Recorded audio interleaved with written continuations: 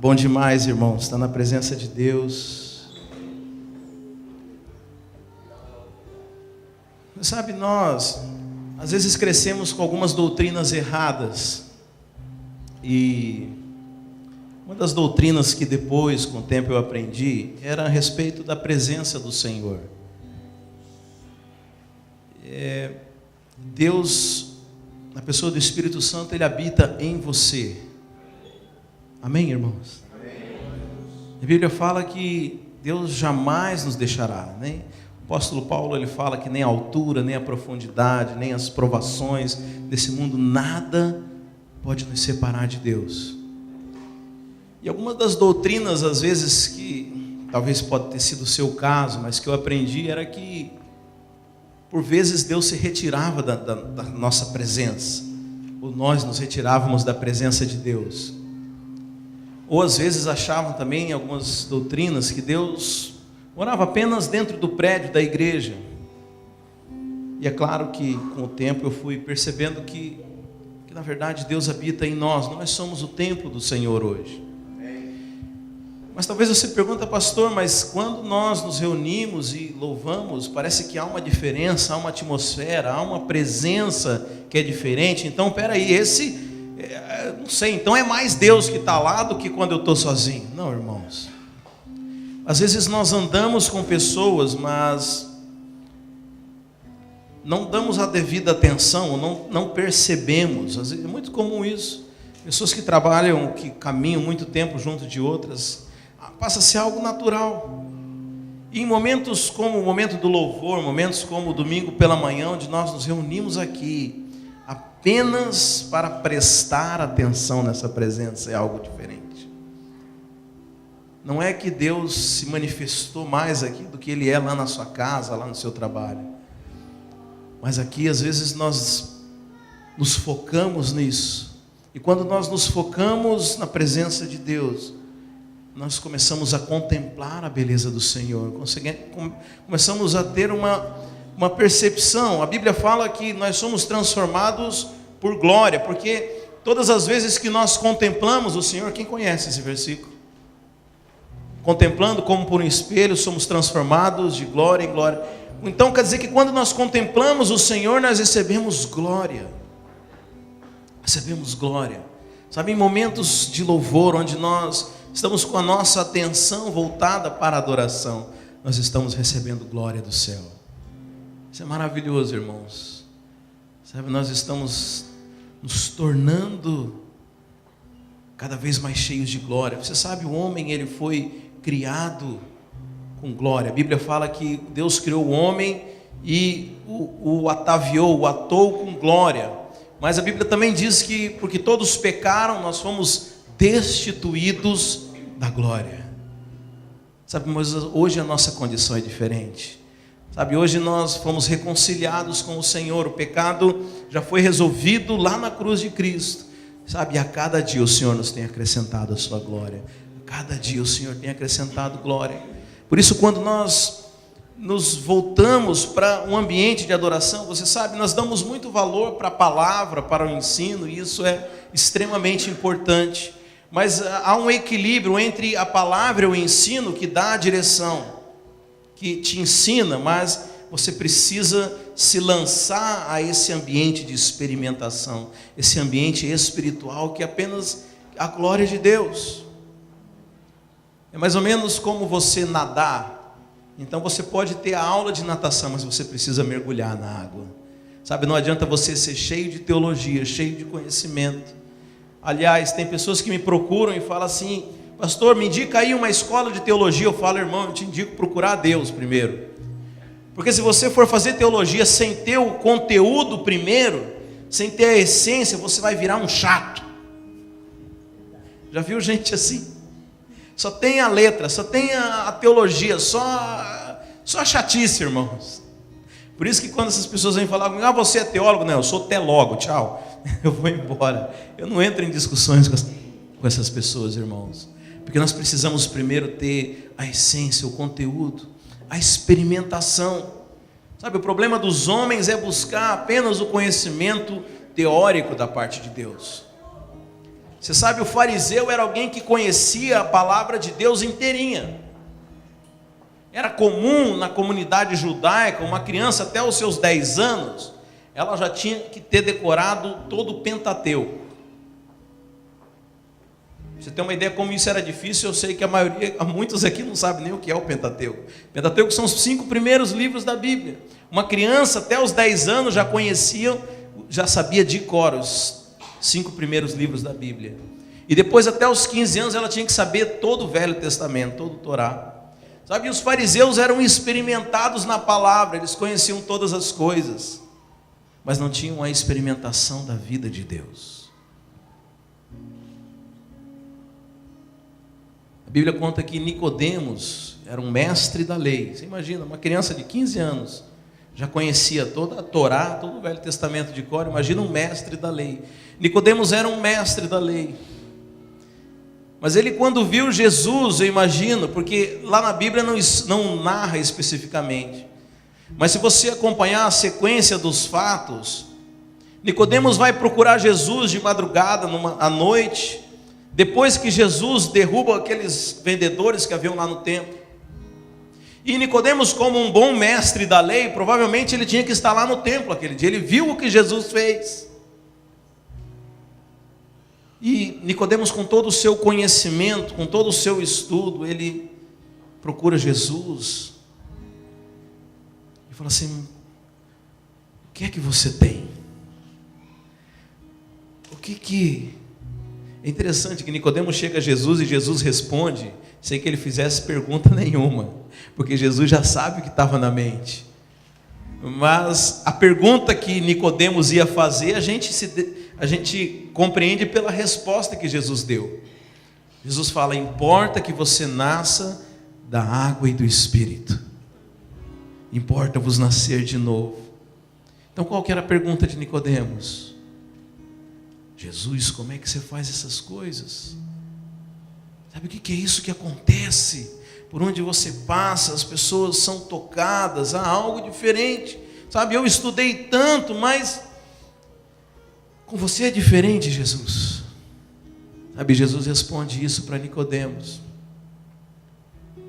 Mais do que isso, Jesus fala: aquele que é movido pelo Espírito, ele é como o vento, ninguém sabe de onde veio, nem para onde vai.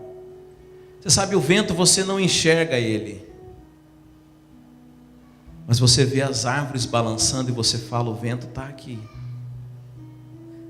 Sabe, o vento é o Espírito, você não pode enxergar, mas às vezes você vê a manifestação. Nós somos como árvores balançando. As pessoas olham e falam: de onde vem isso? De onde vem isso? É o vento do Espírito, irmãos. Sabe, nós temos que buscar o vento do Espírito.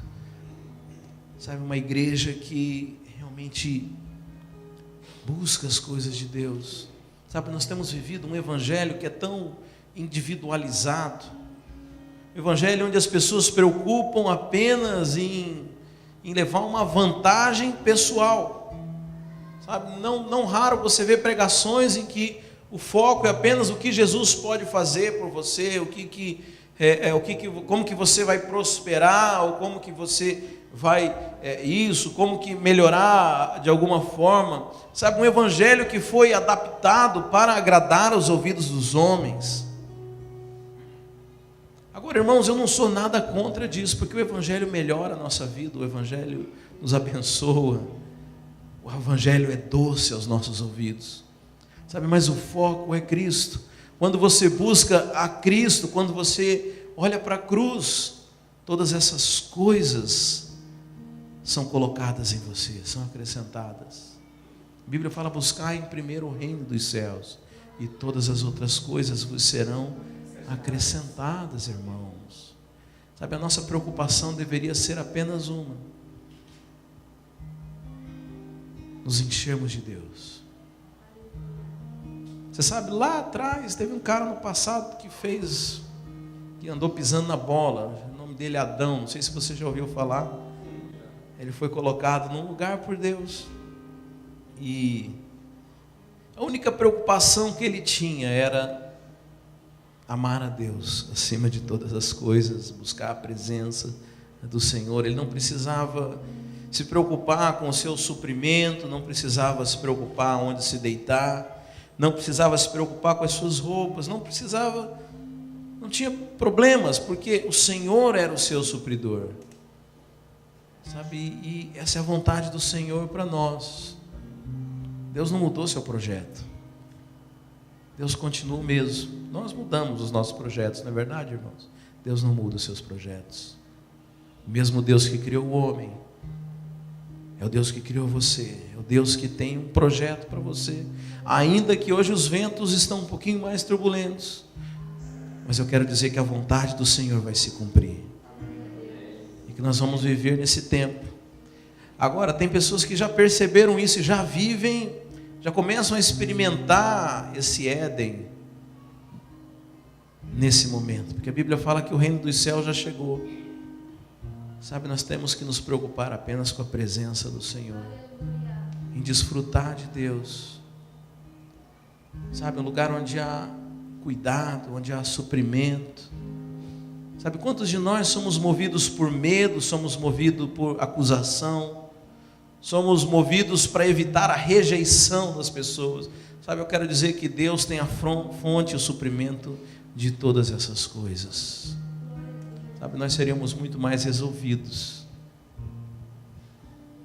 se nós buscássemos a presença, fôssemos cheios de Deus. Amém, irmãos? Nós estamos falando nesses dias sobre paternidade espiritual. Deixa eu pegar aqui o passador de slides. E domingo passado nós falamos desse propósito da parte de Deus, que é ter uma família, a sua imagem e semelhança. Você sabe, Deus criou muitas coisas, mas apenas ao homem Deus decidiu fazer-lhe a sua imagem e semelhança. Sabe, isso tem um significado muito importante para nós. Porque, você sabe, você não consegue se relacionar com aquilo que não é da sua natureza. Eu sei que aqui nos Estados Unidos é muito comum, né, as pessoas criarem cachorro dentro de casa e tratar assim quase que como um filho, né? Eu não jogo pedra porque eu já fiz muito isso. Eu tinha um pitbull que eu falava que era minha filha. Mas por mais que você queira botar uma roupinha bonitinha, né? Alguns, não faço isso não, gente, deixam comer à mesa. Você jamais vai conseguir se relacionar com um animal, porque ele não é da mesma natureza que você. Você pega, aliás, eu vou usar o exemplo do meu cachorro mesmo, né? Eu vivia dentro de casa, era bem limpinho e tal. E eu lembro que lá no fundo da minha casa tinha um latão de lixo, e ele era tampado. E é de boa, ficava lá o cachorro, tinha um quintal grande. Mas quando esse lixo ficava muito cheio, transbordava, aí ficava a tampinha um pouquinho aberta, aí ela não se aguentava. Aí a gente saía. Quando chegava, né, ela vinha sempre no portão. Naquele dia ela já não vinha no portão, né? Falei, alguma coisa está errada. Aí a gente abria, ela está lá no fundo com o rabinho escondido. Eu falei, espalhou o lixo. Por mais que ela se esforçasse para ser gente, chegava uma hora que o seu instinto se extravasava. E ela mostrava porque ela era um cachorro. Ela não era gente. Você sabe, essa é a nossa identidade de filho. Uma vez uma irmã me procurou e falou assim, pastor, eu não sei se eu sou filha, porque eu ainda caio no pecado. Quando eu vejo, eu vou para uma festa, eu estou fumando, estou bebendo, estou fazendo coisa errada. Eu falei lá, o que você sente, irmã? Eu sinto acusação. Eu falei, é porque você é filha. Porque a diferença entre os porcos e os filhos é que o filho, ele cai na lama, mas ele sente-se desconfortável, ele sabe que ali não é um ambiente dele. Isso é um bom sinal, sinal que você é filho. E logo ele se levanta e sai dali. Agora o porco, quando cai na lama, ele se lambuza e quer ficar ali. Há uma diferença, a natureza é diferente. Sabe, Deus nos criou com a sua própria natureza, porque Deus queria se relacionar conosco. Aliás, o homem foi criado e colocado num jardim, né? Você sabe que jardim não é algo que aos olhos humanos tem muito sentido, né? Você não consegue, As pessoas não vão num jardim para trabalhar, as pessoas não vão num jardim para se exercitar, não na minha época, pelo menos, né? Hoje em dia, o pessoal, você vai lá, tá, com aqueles radinhos e tal, mas o jardim é um lugar onde você simplesmente vai lá para estar. É um lugar de desfrute, é um lugar onde você simplesmente desfruta daquele ambiente. Sabe, o Senhor colocou a gente não para que a gente trabalhasse. Aliás, isso é precioso demais. Porque a ideia que as pessoas têm desse Deus que as pessoas veem lá no mundo é um Deus que parece que criou um bando de empregados, né? E nós estamos fazendo uma aplicação aqui para trabalhar. Se você se comportar direitinho, você vai ser contratado lá no céu para fazer alguma coisa. Não, Deus, Ele quer filhos. Ninguém tem filhos para trabalhar, irmãos. Você tem filhos para desfrutar deles, para desfrutar da presença. Aliás, a palavra Éden significa delícias. Um jardim de delícias o Senhor preparou para nós. Sabe, esse é o propósito do Senhor. Mas veja, Deus, Ele criou o homem, mas o desejo de Deus é que não parasse ali. Por isso Ele fala para o homem, para que ele crescesse. A Bíblia fala, Deus os abençoou em Gênesis 1, 28. Deus os abençoou, eles dizem, crescei, multiplicai, enchei toda a terra. Sabe, o Senhor quer ter uma terra cheia de filhos. E você sabe, antes que isso se cumprisse, se desse, o homem pecou. E se você olhar lá em Gênesis 5, a Bíblia fala que os filhos que Adão e Eva geraram não eram mais a imagem e semelhança de Deus, mas eram a imagem e semelhança de Adão, semelhança de homem, homem criado em carne pecaminosa. Você sabe, você é um pecador, você foi um pecador, não pelas coisas que você fez. Aliás, esse é um pensamento muito comum, né? E até as pessoas falam, criancinha não tem pecado. Não, criancinha não cometeu o pecado, mas criancinha tem pecado. Lá nos Salmos, Davi fala assim, em pecado nasci, em pecado eu fui concebido. O pecado, infelizmente, ele veio com você, veio na sua carne. Sabe, eu posso plantar aqui uma laranjeira, pegar uma laranja e plantar, e aí começa a nascer aquela plantinha pequenininha. Sabe, ela não precisa dar a primeira laranja para ela ser uma laranjeira, ela já é. Da mesma forma, quando você pecou pela primeira vez, você apenas manifestou a sua natureza, você já era pecador. Por isso a questão com Deus não é uma mudança necessariamente das suas atitudes, mas é uma mudança da sua natureza. Você foi enxertado na videira verdadeira, e agora você não é mais um pecadeiro, não é mais uma árvore de pecado, mas você faz parte da videira. Sabe, ainda que ainda tenha algum frutinho de pecado na sua vida, deixa eu falar, vai chegar uma hora que essa seiva, né, esse sangue que corre dentro da videira, ele vai chegar até esse ramo, e esse ramo vai manifestar fruto, porque Jesus fala, aquele ramo que está em mim, dá muito fruto. Você vê como é uma questão de foco. A religião, ela foca naquilo que você tem que fazer. Deixa eu dizer, o Evangelho foca naquilo que você precisa desfrutar. Você precisa experimentar da videira. Sabe, se você está preocupado ainda com as suas atitudes, deixa eu falar, à medida que você experimentar de Deus, a sua natureza vai ser transformada. Sabe, não é a força, não é o seu esforço que vai mudar você, é Deus quem vai mudar. Sabe, se você olhar no Velho Testamento, o povo de Israel,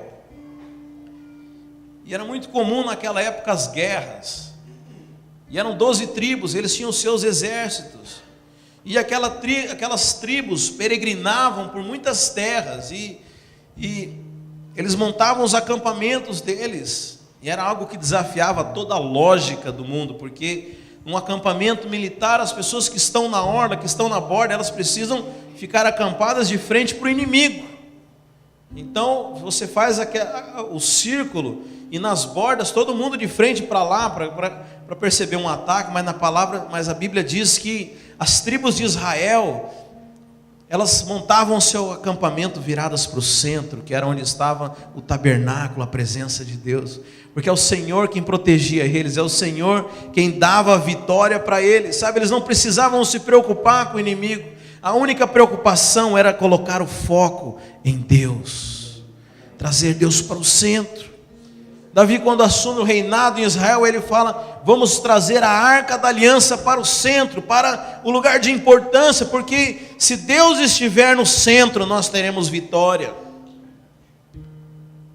Sabe, essa é a preocupação, em você trazer a arca da aliança para o centro da sua vida. O Espírito Santo está aí, como eu falei aqui, mas às vezes você pode nem estar percebendo. E em momentos quando você traz ele para o centro, como esse momento de adoração que nós estávamos aqui, você é inundado pela presença, mas ele está aí, acredita em mim. A questão é em que lugar que ele está. O Espírito está no centro do seu coração, está no centro da sua vida, está no centro das suas decisões, está no centro do seu casamento, está no centro dos seus relacionamentos. Ou ele é um mero coadjuvante? Nós precisamos colocá-lo no centro, irmãos. Eu estou fugindo demais do assunto, não sei.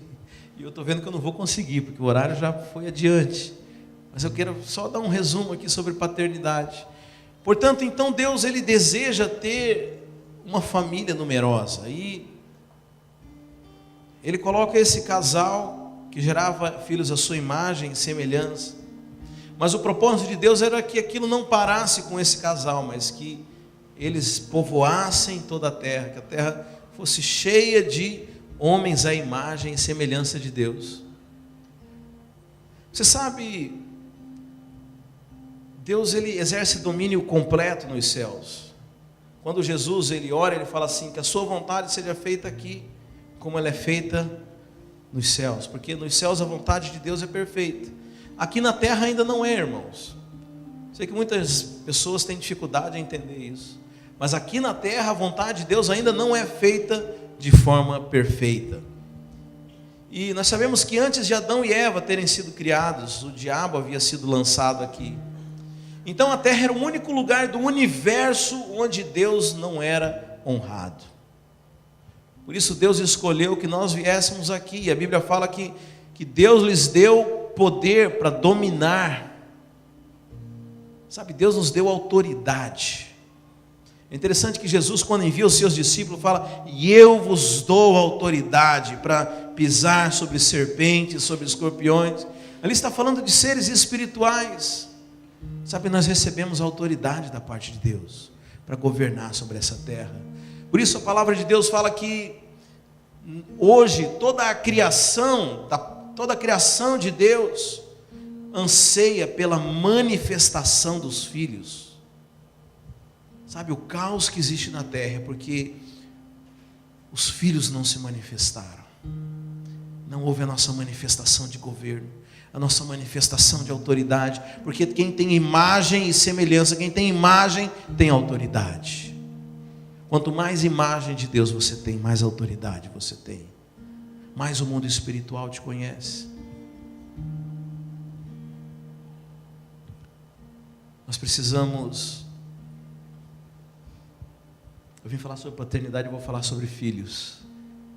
Nós precisamos rever a nossa identidade, andar como filhos, falar como filhos, exercer autoridade como filhos. Porque o que o diabo tem destruído na igreja do Senhor é justamente isso. E não é nada novo, porque foi a mesma coisa que ele falou para Jesus. A Bíblia fala que Jesus foi batizado no Rio Jordão, e uma voz do céu disse: este é o meu filho amado em quem eu tenho prazer. Mas Jesus depois dali foi jejuar 40 dias e 40 noites, e no final do jejum, a Bíblia fala que Jesus teve fome. Olha, Jesus já havia terminado o seu jejum, certo? Você conhece essa passagem? A Bíblia fala que depois de ter jejuado, não falou que durante o jejum, depois Jesus teve fome. Foi durante? depois. Porque eu quero que você entenda isso. Isso é uma revelação que Deus me deu. Jesus podia comer depois do jejum? Mas Jesus teve fome. Por que Jesus teve fome? Se ele podia comer? Porque faltou pão. Filho de Deus, faltou o pão. E é interessante que Deus às vezes permite isso. Permitiu com Abraão. A Bíblia diz que Abraão estava no deserto de Gerar e teve fome. Permitiu com o filho de Abraão. A Bíblia fala que Isaac estava no mesmo deserto e teve fome. E permitiu com Jesus. Talvez esteja permitindo com você. Eu não sei a falta do que tem na sua vida. Talvez falar de falta de comida nos Estados Unidos seja até patético.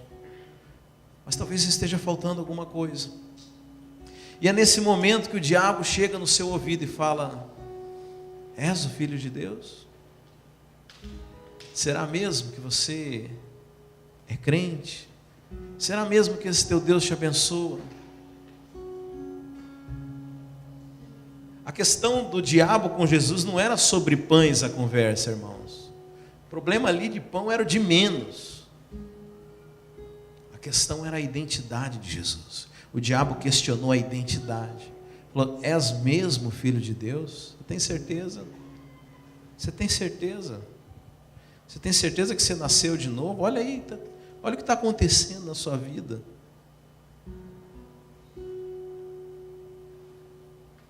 Jesus falou: olha, não é só de pão que a gente vive, mas de tudo que sai da boca do Senhor. Você sabe o que sai da boca do Senhor? Este é o meu filho amado. A tua palavra me sustenta, Senhor. A tua palavra me sustenta. Porque circunstâncias, elas vêm e vão, irmãos. As circunstâncias vêm e vão, mas a palavra do Senhor permanece para sempre. Sabe, nós temos que estar fundamentados na palavra de Deus. A palavra de que nós somos filhos. Sabe, nós precisamos manifestar. Mas veja, para que você manifeste, o primeiro passo é você ter consciência e você ter vivência de filho. Você experimentar. Sabe, Deus quer que nós geremos hoje filhos para Ele. Nós não geramos mais filhos de forma natural, porque tudo aquilo que nós geramos de forma natural, a Bíblia fala que aquele que é nascido de carne é carne, aquele que é nascido do Espírito é Espírito. Veja, Deus não quer que você gere filhos na carne. Não, aliás, não tem problema nenhum gerar filhos na carne. Mas hoje os filhos que importam para Deus, porque a Bíblia fala que Deus é Espírito, e importa que aqueles que o adorem em Espírito. Deus é Espírito. Nós temos que gerar filhos em Espírito. Então, como é que você gera filhos do Espírito para Deus? Você chama alguém que é carne, cutuca a pessoa e fala: ei, carne, a pessoa do seu lado aí, carne, oi, nós somos carne, nós somos matéria, ninguém... Vou chegar para o anjo aqui: ei, anjo, não, você não é carne, você é Espírito. Você vai chegar para alguém que é carne e vai oferecer um Espírito para ela. Você está gerando uma pessoa no Espírito. Quando a pessoa aceita Jesus, a Bíblia fala que Deus tira uma porção de si mesmo e coloca dentro da pessoa. Porque veja, o espírito das pessoas, ele é um espírito mortificado para Deus. Sabe, morte para nós significa, parece, né, que é aniquilamento, algo que não existe. Mas morte é simplesmente separação. Alguém que morreu não deixou de existir, ele simplesmente está separado para nós. Quando a Bíblia fala de morte, fala apenas de separação. Aliás, Deus, quando falou para Adão: olha, se você comer do fruto dessa árvore, você morrerá. Adão comeu do fruto da árvore proibida, ele morreu naquele momento, do nosso ponto de vista. Ele caiu duro no chão? Não, irmãos, mas ele morreu do ponto de vista espiritual. Ele perdeu o contato com Deus. Tanto que a Bíblia fala que ele foi tirado do jardim, foram colocados 2 anjos com espada. Ele perdeu o contato com as coisas do Espírito. Mas a Bíblia fala que quando nós aceitamos a Cristo, nós somos batizados com o Espírito de Deus.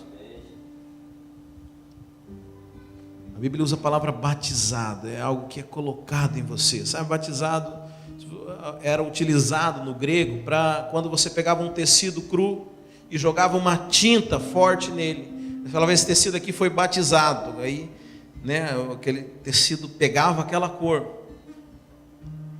Então nós somos batizados com o Espírito, nós recebemos o Espírito de Deus.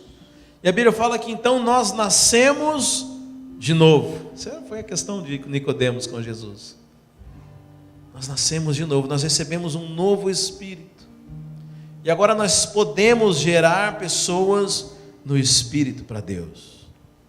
Gerar e cuidar. Jesus falou, ide pregar o Evangelho, fazendo discípulos, ensinando-vos todas as coisas que eu lhes tenho ensinado. Ou seja, você vai gerar, mas você vai cuidar, você vai pegar o novo convertido, abraçar ele, e ele vai caminhar com você, você vai ensinar aquilo que você tem recebido da parte de Deus.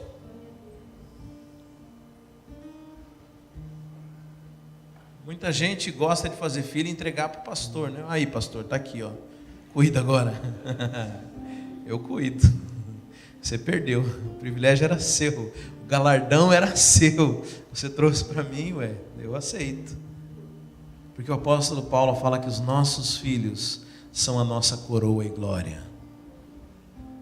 Lá no Salmo 127, fala que os filhos são o nosso tesouro. Claro que os filhos naturais são tesouro, mas eu creio que os filhos espirituais são tesouros do céu. São tesouros que o Senhor se alegra, que o Senhor vai nos recompensar por eles. Mas isso começa, irmãos, com a intimidade. Sabe, você querer gerar um resultado sem você ter a realidade, sem você ter intimidade, você só vai estar gerando a sua imagem e semelhança. E muitas vezes, se você não tiver intimidade, não buscar a Deus, você só vai gerar mais um crente em crise. Sabe, por isso nós devemos buscar a presença do Senhor. Aliás, isso é automático, porque o resultado da intimidade é o fruto. Quando nós buscamos a intimidade com Deus, inevitavelmente nós começamos a exalar esse perfume do Espírito, começamos a mudar a realidade à nossa volta. Sabe, pessoas começam a querer estar perto da gente, a querer escutar o que a gente fala, a querer desfrutar dessa vida que nós vivemos. Sabe, Jesus não precisava fazer muita coisa para atrair multidões. Ele simplesmente exalava esse perfume do Espírito. Sabe, é isso que nós devemos fazer. Buscar a intimidade que leva à frutificação. Amém, meus queridos?